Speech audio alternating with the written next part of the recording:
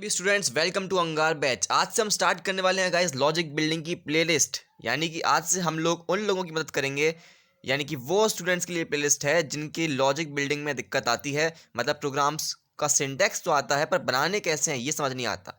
मतलब इनको ये मालूम है कि इफ एल्स यूज़ कैसे करते हैं, लूप्स लगाने आते हैं, कैसे यूज़ करते हैं, पर क्वेश्चंस नहीं कर पाते जब दे दिए जाते हैं। तो उसमें दिक्कत ये है कि यार तुमने कुछ स्टार्टिंग के क्वेश्चंस जो है ना उनको सही से नहीं किया है। और वो कौन से क्वेश्चंस हैं, हम स्टार्टिंग करने वाले हैं हमारे पहले क्वेश्चन से, which is count the number of digits. मैं अब जो भी क्वेश्चंस तुम्हें इस सीरीज के अंदर मिलेंगे सब पिछले क्वेश्चन के ऊपर आधारित होंगे। तो इसलिए मैं चाहता हूं कि तुम लोग स्टार्टिंग से एंड तक सारे वीडियोस को देखते जाना, ठीक है। तो हम जो करने वाले हैं count the number of digits, ठीक है। तो जैसे कि count the number of digits जो है ये हमारा पहला प्रोग्राम है, इसको हम सीखेंगे, ठीक है। उसके बाद इसी के बेस के ऊपर अगला एक क्वेश्चन आएगा which is the sum of digits, और फिर सम ऑफ डिजिट्स के ऊपर एक अगला क्वेश्चन आएगा रिवर्स ऑफ नंबर। इन सबको करना हम सीखेंगे। उसके बाद आपको दिखाई देगा कि पैटर्न बनता है, कोडिंग के जो क्वेश्चन होते हैं सब में एक पैटर्न बनता है। तो count the number of digits हम इसको कैसे करेंगे, पहले इसे सीख लेते हैं, ठीक है। देखो, अगर मैं तुमसे बोलूँ कि मेरे को काउंट करना है कितने डिजिट्स हैं, तो जैसे कि मैं बोलूँ 147, ठीक है। तो 147 के अंदर कितने डिजिट्स हैं, मेरे को 3 प्रिंट हो जाना चाहिए, ठीक है। अगर मैं ऐसे एग्जांपल लूँ 1857, तो 1857 में कितने डिजिट्स हैं, 4 हैं, तो मेरा आउटपुट होना चाहिए 4। ये नंबर जो मैं यूज़र से लूँगा स्कैनएफ की मदद इस्तेमाल करके, ठीक है। और ये आउटपुट मेरे को ये स्क्रीन पे मिलना चाहिए, ठीक है। तो कैसे करूँगा मैं, सोचते हैं इस चीज़ को। अगर लॉजिकली सोचें तो यार मेरे को इस नंबर को एक एक करके अगर मैं गायब करता जाऊँ, देखना 1, मैं यहाँ पे क्या करता हूँ, एक काउंट ले लेता हूँ, काउंट नाम का वेरिएबल, ठीक है। मैं उसको दे देता हूँ इंट काउंट, ठीक है। इंट काउंट इक्वल्स टू मैं 0 सेट कर दिया हूँ, ठीक है। अब देखो क्या होगा, और अब देखो मैं 1857 को ऐसे ऐसे ही लिखा हुआ हूँ, ठीक है। इसको ऐसे ही लिखा हुआ हूँ, और काउंट की वैल्यू अभी 0 है।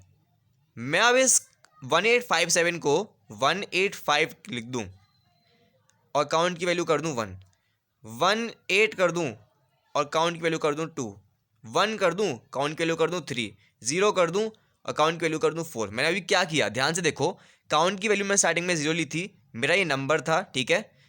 अगर मैं इसमें से एक डिजिट गायब कर दूँ और काउंट की वैल्यू 1 से बढ़ा दूँ, ठीक है, अब कितना रह गया 185, और काउंट की वैल्यू कितनी हो गई, 1 हो गई।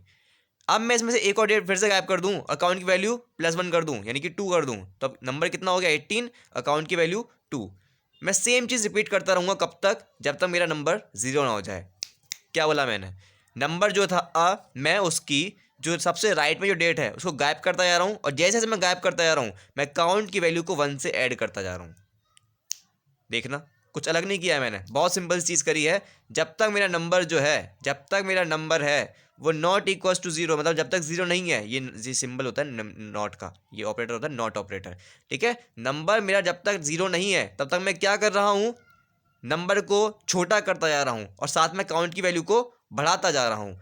जैसे जैसे नंबर को छोटा कर रहा हूँ काउंट की वैल्यू में 1 ऐड करता जा रहा हूँ। तो अगर ध्यान से देखें 1857 को अगर हमको 185 करना है तो मैं सिंपली उसे 10 से डिवाइड कर दूंगा। मतलब मैं जो नंबर है उसको अगर 10 से डिवाइड कर दूं, 1857 को अगर मैं 10 से डिवाइड करूं तो तुम बोलोगे 185.7 आएगा, पर इंटीजर फॉर्मेट में, इंट के फॉर्मेट में 185.7 का कोई वजूद नहीं है, उसको हम 185 ही कहेंगे, ठीक है। इंट के लिए 185.7 कुछ नहीं होता, वो 185 ही होगा, ठीक है। तो जैसे जैसे मैं नंबर को 10 से डिवाइड करता जा रहा हूँ काउंट की वैल्यू में 1 ऐड करता जा रहा हूँ। 1 ऐड करने का मतलब count is equals to count +1। अब सब चीज़ों को हम मिला लेंगे, और अब देखो प्रोग्राम कैसे बन रहा है। मेरे को सिंपली बताओ हम कर क्या रहे हैं, हम कर क्या रहे हैं। मैं यहाँ पे लिखूँ कि हमने करा क्या, हम नंबर को कह रहे हैं कि नंबर डिवाइड बाय 10 के बराबर हो जाए, और काउंट को कर रहे हैं count is equals to count +1। हाँ, तो हम काउंट को कर रहे हैं count +1, num is equals to num divide by 10 और count is equals to count +1। यानी मेरा 1857 था, मैं 1857 को 185 कर दिया, count is equals to count +1 कर दिया, यानी कि 0 से मैं काउंट कितना कर दिया, 1 कर दिया। याद रखना यहाँ पर जो चीज़ होगी वो पहले कैलकुलेट होगी और फिर इक्वल्स टू की जो लेफ्ट में उसमें स्टोर होगी, ठीक है। ये कॉमन सी चीज़ है, ये भी याद रखना। नम इक्वल्स टू नम डिवाइड, मतलब नम को पहले 10 से डिवाइड करो फिर नम में स्टोर करो। देखो ये सेम चीज़ मैं बार बार रिपीट कर रहा हूँ। क्या कर रहा हूँ मैं? 1857 को मैंने 10 से डिवाइड किया, कितना हो गया? 185। और count is to count plus 1, count कितना हो गया अब? 1। अब मैं 185 को मैं 10 से डिवाइड कर रहा हूँ, num is to num divide by 10 का इस्तेमाल करके। अब नंबर कितना हो गया? 18। और कर रहा हूँ count is to count plus 1, count कितना हो गया? 2। अब मैं 18 को 10 से डिवाइड कर रहा हूँ, तो अब ये नंबर कितना हो गया? अब 1 हो गया। और count is to count plus 1, मेरा अकाउंट कितना हो गया? अब 3। 1 इज टू 1 डिवाइड बाई 10, यानी कि num is num divide by 10 कितना हो गया? अब 1 डिवाइड बाई 10 करेंगे कितना? 0 हो गया। और count is to count plus 1, count कितना हो गया? 4 हो गया। अब जैसे ही मेरा नंबर 0 हो गया, मेरे को आगे कुछ करने की ज़रूरत नहीं है, क्योंकि अब जो मेरे काउंट के अंदर है वही मेरे को आंसर मिलने वाला है। ठीक है, ठीक है। इस क्वेश्चन को समझे क्या हो रहा है? मैं काउंट को 10 से डिवाइड करता जा रहा हूँ, और सॉरी नम को 10 से डिवाइड करता जा रहा हूँ, और जैसे जैसे मैं नम को 10 से डिवाइड कर रहा हूँ, मैं काउंट की वैल्यू को 1 से इंक्रीज कर रहा हूँ। यानी कि ये मेरी लाइंस जो हैं ये बार बार मेरी रिपीट हो रही हैं। Num is to num divide by 10 और count is to count plus 1, num is to num divide by 10 count to count plus 1। मैं इन दो लाइन्स को मैं रिपीट करता जा रहा हूँ। तो रिपीट होने वाली लाइन्स को हम कहाँ डालते हैं? हम डाल रहे होते हैं ऐसे लूप के अंदर। ठीक है, और मैं इसे कब तक कर रहा हूँ? जब तक मेरा नंबर क्या नहीं बन जा रहा? 0 नहीं बन जा रहा।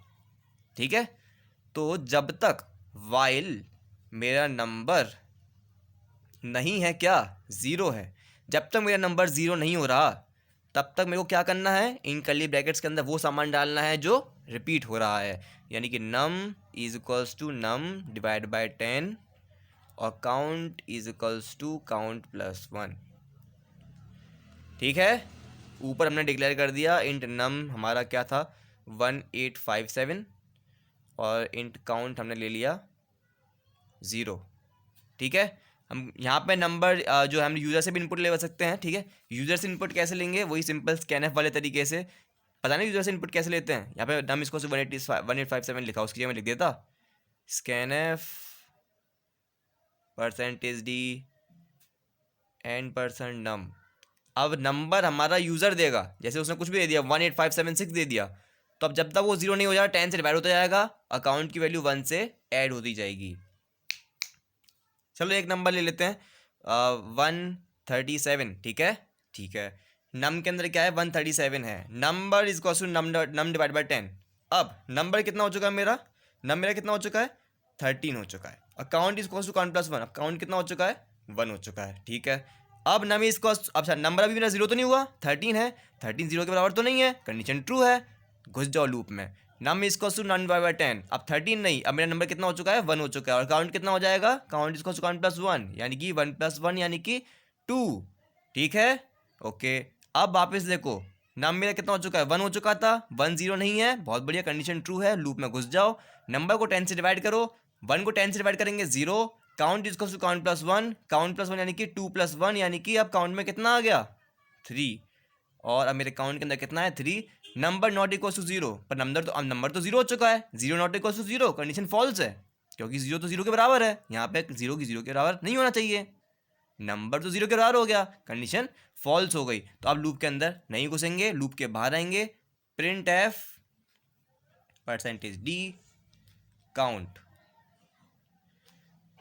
Simple simple. अगर ये समझ में आया, count the number of digits का प्रोग्राम अगर समझ में आया तो बहुत बढ़िया है, इस वीडियो को लाइक कर दो। अगले वीडियो के अंदर हम कर रहे होंगे हमारा अगला क्वेश्चन जो इसी के ऊपर बेस है, सम ऑफ डिजिट्स। ठीक है, टेंशन मतलब लॉजिक बिल्डिंग मस्त समझ में आएगी, मस्त समझ में आएगी, इसकी गारंटी मैं तुम्हें दे रहा हूँ। ठीक है, ये प्रोग्राम अगर नहीं समझ में आया फिर से वीडियो को देखो, बार बार देखो, पर ये समझ में आ गया तो आगे आने वाली लॉजिक बिल्डिंग में कोई दिक्कत नहीं आएगी, आई प्रॉमिस यू।